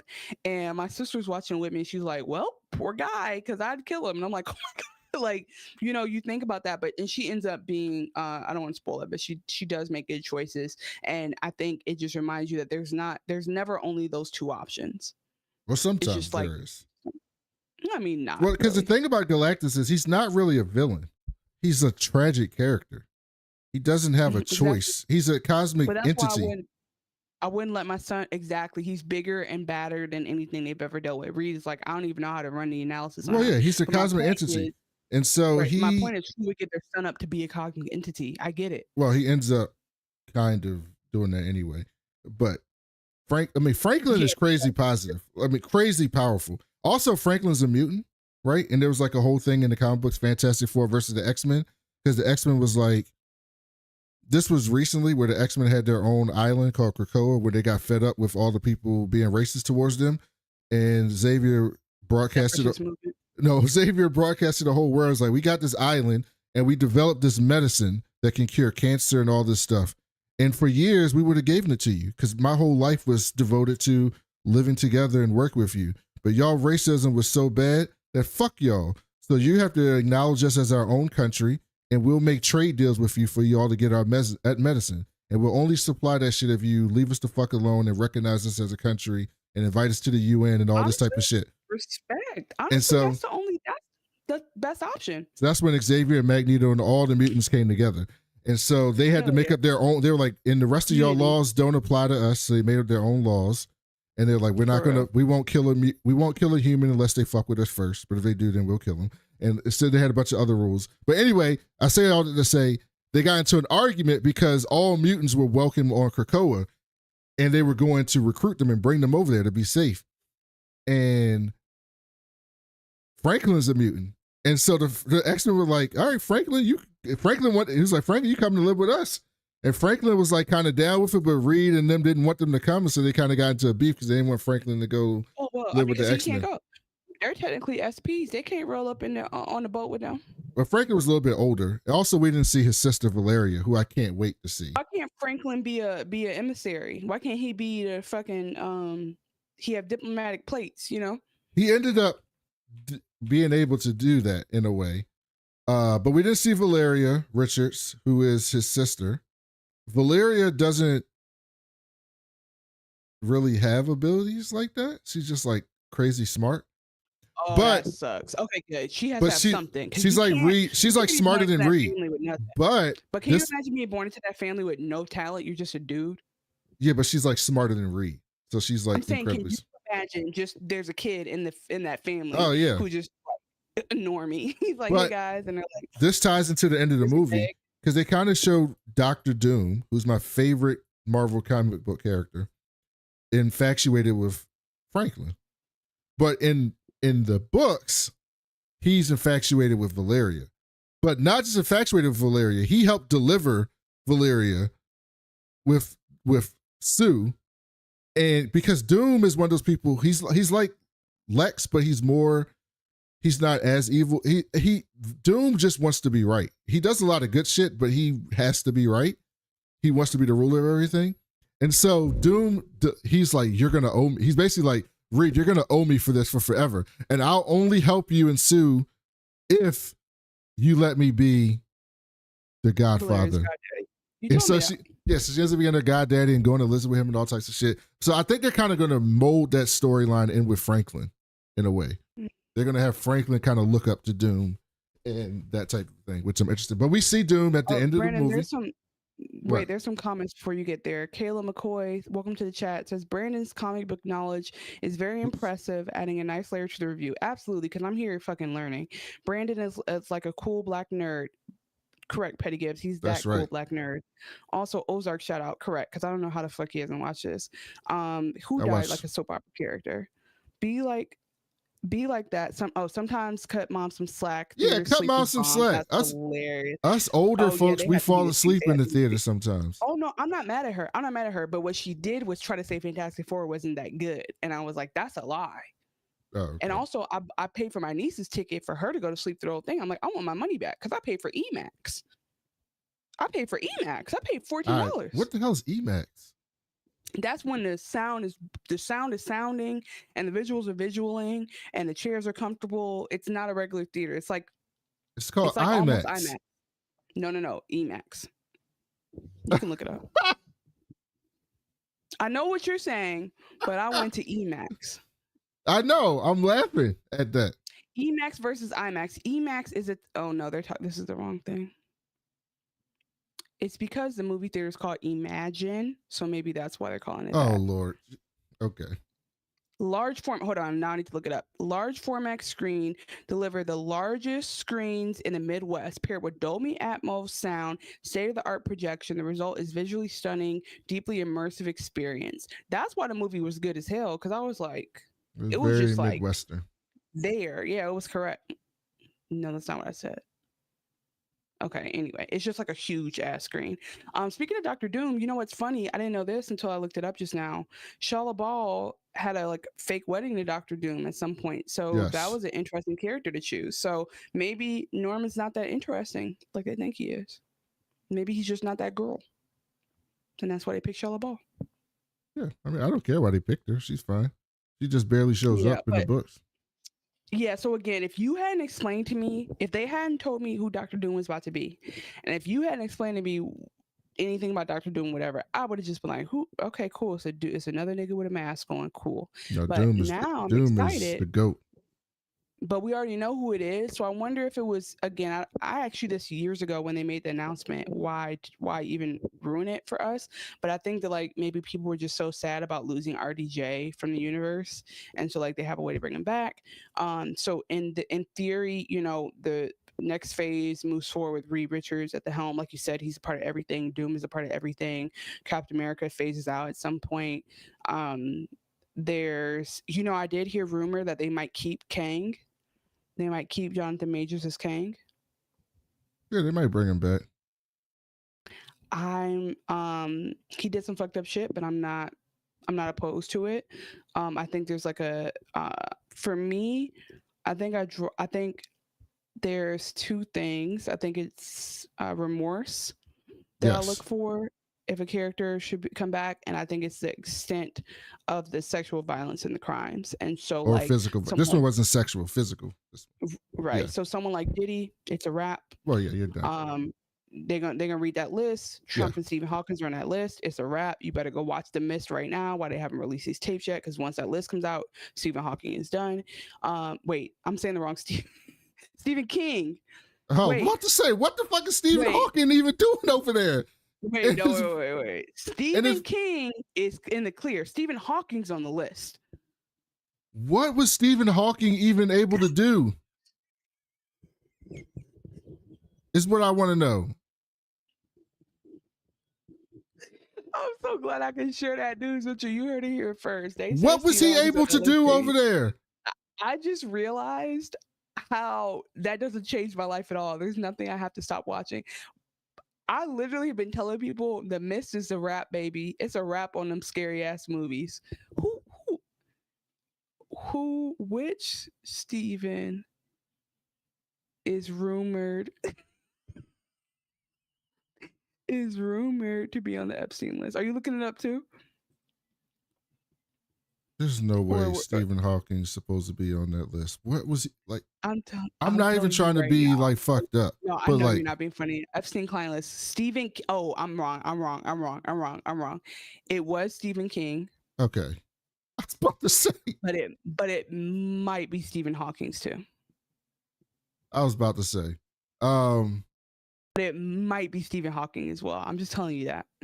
The one thing I will say about the Epstein list really quick, just as a quick aside, I do think social media needs to have like some level of like fact checking. Yeah, because like people just throwing everyone's names out on that. And the way I understand the quote unquote, it's not a list. It's just like a bunch of documents associated with him. And it was like, he was like a big time donor. It's entirely possible that like Epstein came and hung out with you and gave you money and like you didn't deal with anything with kids. Like it's like entirely possible that happened. So I think it's a little, I think the way that people are describing anyone's name who shows up in those documents is automatically being a pedophile is a little crazy. Hold on. I don't know what to. Yeah, you're right. Misinformation is so real, and the king of misinformation is the current president of the country. Yeah. But I'm reading something that says that he was specifically accused by somebody. Yes, now that is what you should be roasting, getting on people for. Like not just like names, but not just like you show up in the documents. Let's wrap it all up. Oh, whatever, but no, I want to follow up on this with what you said about Majors. It's I'm a Ravens fan, right? And everybody remembers Ray Rice when he hit his wife in the elevator, right? And Ray Rice did the thing that social media always says that you should do when you fuck up. Ray Rice lost his job, he lost his money. He behind the scenes apparently he went to therapy. Oh, you're talking about Ray Rice. Ray Rice. Antonio Brown. Yep. Okay, no, not Antonio Brown. And then he started going around the country, and particularly in Baltimore, talking to young men about violence and how your violence hurts other people and how we need to respect women and how you need it. Like, this is like away from the camera, like not in front of the camera, like just still doing it to this day. Like to this day, this is many years later, still doing it. Yeah. And so then he came back after all that, putting in all that work and trying to make himself better and everything.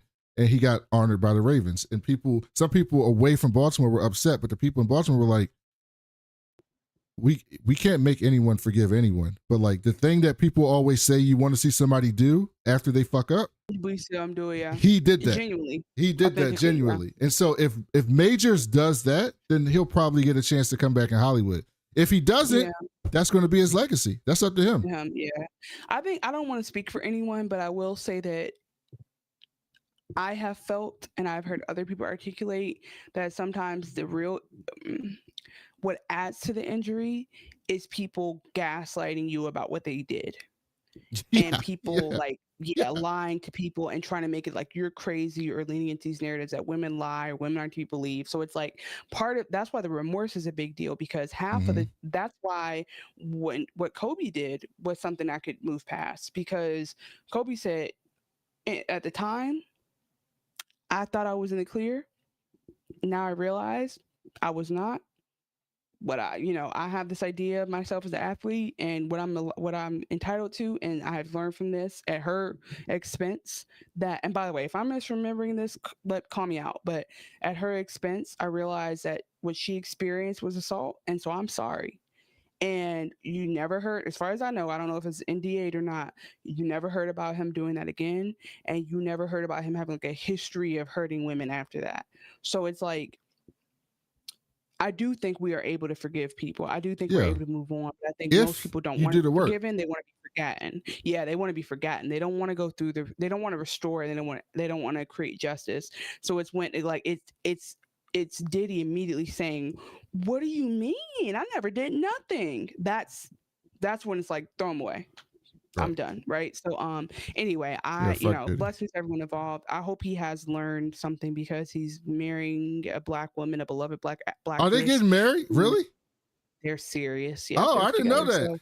So I just like he lost one and he just won right back. Right? I mean, he kind of like way upgraded. He kind of won the lottery, which is crazy. Yeah. I mean, in the sense that I say that in the sense that if anyone's grew up black in America around the same time, Megan Good was the it girl. Yeah, cousin Skeeter. The it girl forever. Like I'm talking about, I don't even know how old we are, because I feel like she was always older than me and always hot.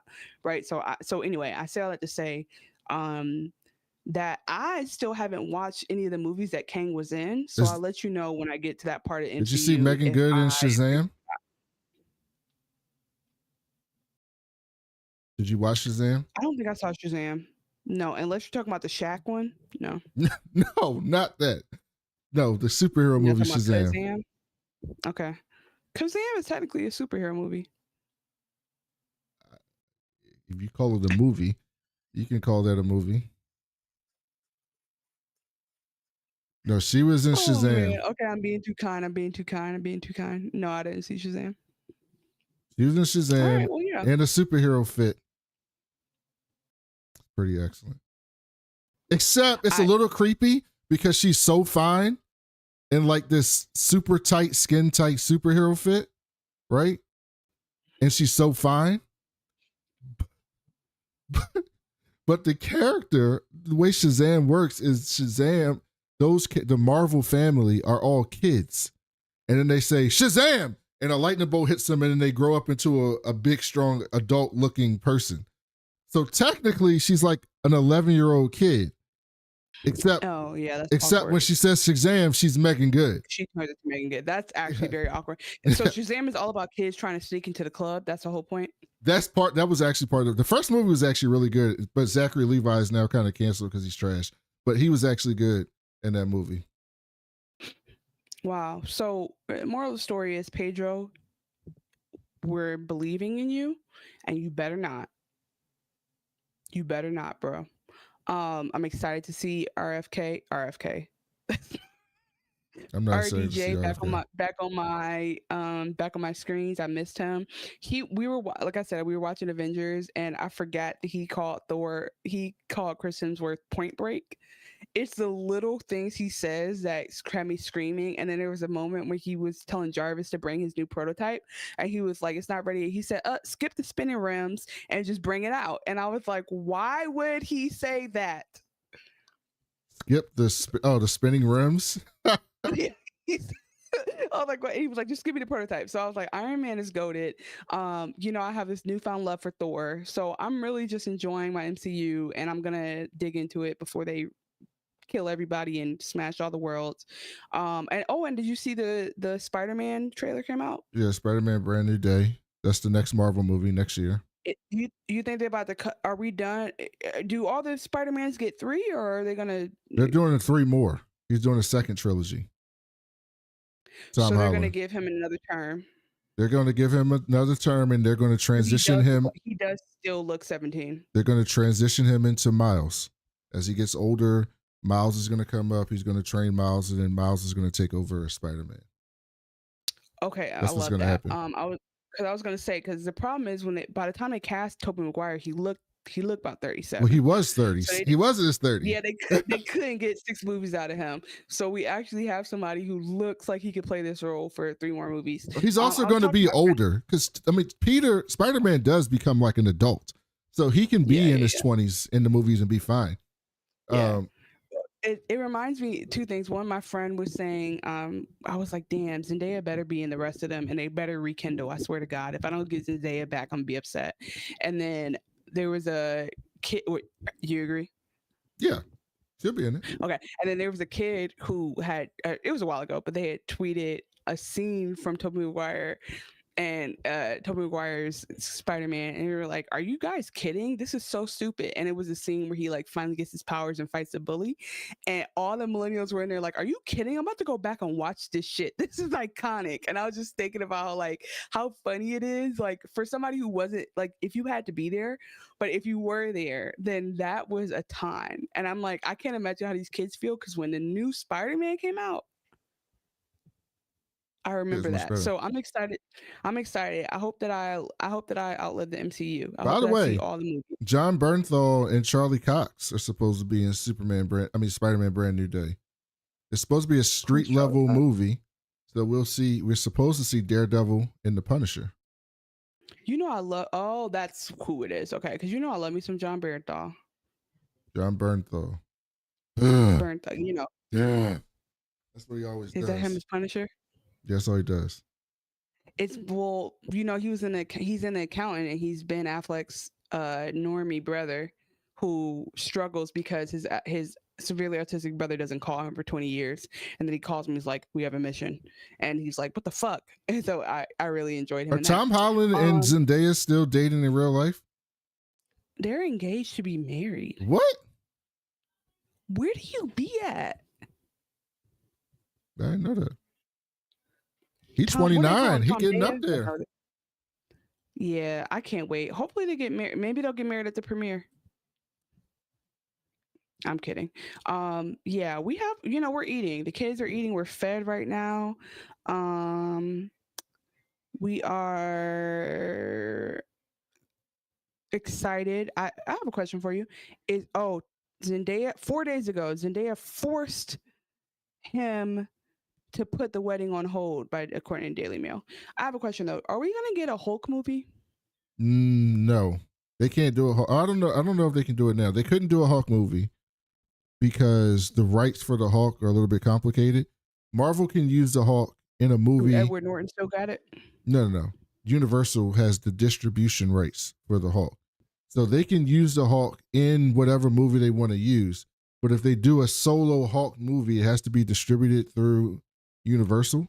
And so Universal will get a lot of that money and not Disney. So it's kind of fine because that's how they do Sony.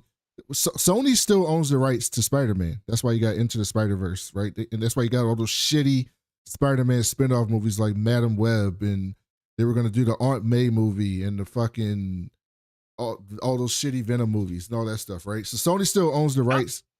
Take that back. Take what back? You know how I feel about Venom. Those movies are bad. I love Venom. You know that he's a black Detroiter, and I don't appreciate when you talk bad about him. You know how I feel about that. So Disney set up a deal with Sony to use to basically Sony. These are Sony movies, but Marvel is making the movies for Sony, and then in return, Marvel can use Spider-Man in non-Sony movies, like in Avengers and things like that. So the Hulk is still rights are still with Universal, which is why you haven't seen a Planet Hulk movie or World War Hulk movie or anything like that. You kind of got Planet Hulk in the middle of Thor Ragnarok. Okay, now you bringing up all kind of shit. What is Planet Hulk? Did you watch Thor Ragnarok? Do you remember that one? No, I'm about to go back. Remember to the really funny Thor movie where Thor goes and he's like fighting Hulk in the arena in the like Coliseum? I'm telling you right now, I don't remember it, so don't even.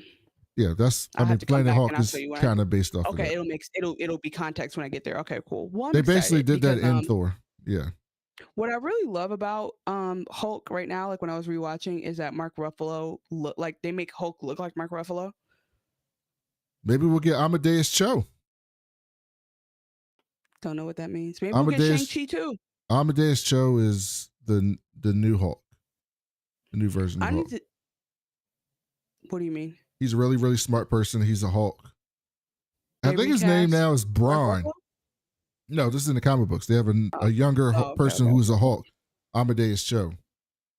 Okay. That's his name. Well, I just got to get caught up because I haven't even seen what because they go on woke. They make all the characters black or Asian or woman or gay because you got to be woke in these times. You can't just they don't exist in real life. Exactly. We got to force. You can't just have. They don't exist. You can't just have a new character be white. They got to take the old character and they got to make them some type of DEI. All right. And the reason why all characters should be white is because everyone's white. You know what I'm saying? No. It's okay to have non-white characters. Just let them be their own character. Why are you stealing why the Hulk got to be Asian? Why Iron Man got to become a black woman, huh? Why Captain America got to become black? Why can't he just be Falcon? Wait, do you know why? Actually, you just named it, but you don't even realize the Hulk should be Asian because the Asian community can use it cathartically to talk about the expression of anger and frustration, which is something that is culturally frowned upon in their culture. And so, there's a lot of suppression of emotion. And so, having a Hulk who has to deal with anger issues and process how they feel is amazing. Yeah, but Amadeus Cho, when he's Hulk, he's still smart. He doesn't have to. He's not like angry. He's just a really smart person. But Hulk is not a story about managing your anger, correct? Yeah, it is. He's not angry at all. Okay, then what are we Bruce Banner.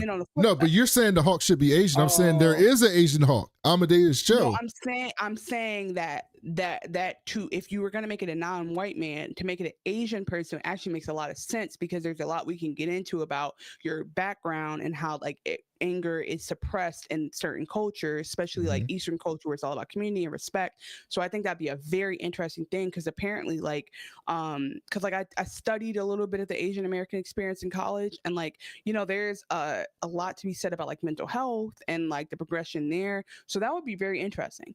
Iron Man should be a black woman because black women are one of the most educated groups, especially even within STEM. So it's it would make sense. Iron Man, make him Indian. I don't give a fuck, but I'm just saying, give it, let's make it reflect what we. Why can't she just be her own character, huh? Why she got to take an established character? No, I'm just saying what they say. Hold on. I'm just being silly. Has the most STEM degrees? Because maybe I just put my. Maybe by the way, that's Amadeus Cho. Just so you know. Who is? You see the picture? Oh, he's hot. Oh, that's what. Before we go, that's Amadeus Cho. Before we go, okay, I take this back. Maybe I'm wrong. Maybe there's a good enough on my black women in STEM. I'm not gonna take it back. It proved me wrong. I have a question for you. Mm-hmm. Okay. F, Marry, Kill, Hulk, Thor, Captain America. Oh, this is easy. This is the easiest thing of all time. I'm fucking Thor. I'm marrying Captain America, and I'm killing the Hulk. It's so easy. Oh man, I would be completely different. Definitely killing Captain America. He's annoying. Definitely fucking the Hulk, and then Thor. Thor is marriage material. We're not too far off, but wouldn't be my answers. Thor. You're thinking like a guy. You think Thor is marriage material? Definitely, because he's calmed down now. Thor I'm watching Dark Worlds and he's down bad over Natalie Portman. He don't even. By the way, drink no this was more. He don't Megan even- Good in Shazam. Oh, that's crazy. And then she goes back to 11-year-old. That's Yeah, then she goes back to the 11-year-old. That's unhealthy. That's not good. Yeah, That's she why I looks said. good though. Look, bad bitches do bad things. That's Look, why I said it's so weird to it was a watch. setup. Yeah, it was a weird setup. But yeah, no, I think Thor's not a good. Thor's a not bit good of a doofus. He's ditzy. If he was a woman, they would call him ditzy.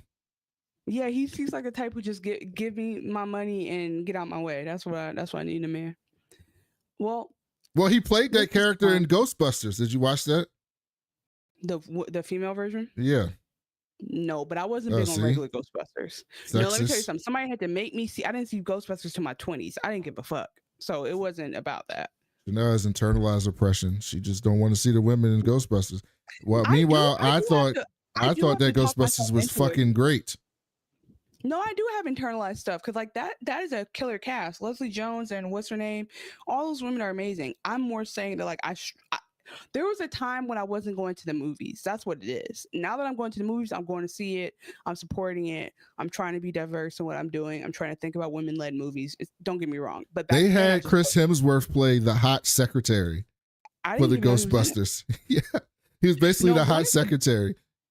One of the best problematic movies of women where like a man is like in a ditzy role is Horrible Bosses. Yes. Do you remember that movie? That's also a good one. When Jennifer Aniston kept, it's not funny, but when Jennifer Aniston kept harassing Charlie Day and nobody would believe. It's so fucked up, but it's a great premise. Like nobody will believe he's being abused. He's like, guys, I'm really uncomfortable, and they're like, whatever. Yeah, they tapped into something there that's worth discussing. So, anything else before we go, Chanel? No, this is so much fun, guys. We'll be back again soon to talk about Foundation tomorrow and Apple TV or Monday. Did we ever finish? Yeah, we did our Murderbot, right? No, we didn't finish. You never finished Murderbot. I finished it. I thought we didn't talk about it though, did we? No. All right, we can wrap that up tomorrow too. Okay, so yeah, we'll be back to do a quick recap of Murderbot and to do Foundation episode 4, season 3, which was one of the best episodes of the show. By the way, if y'all aren't watching Foundation, you should watch it. It's a very epic show. It's actually a good show. It's a very epic show, very expensive show. Has some ups and downs in the first season, but the second season and the third season so far has been excellent. It's decent. Yeah. Well, guys, thanks so much. Remember to like us, subscribe, click the thing, share the stuff everywhere we are. I'm on social media at Chanel Creating. Brandon is at That Cool Black Nerd, sometimes without the A and the C in black. We are at We Was Watching across all the socials. Please listen to us on the podcast form. If you want to see our faces, you can see us on YouTube. Turn YouTube on and just go to sleep to it. We would love that too. Let's see what else. I think that's it. You guys can email us at wewaswatchingpodcast@gmail.com. Until then, we was recapping dope ass movies today with a live ass chat and had a good ass time. Thank you guys so much.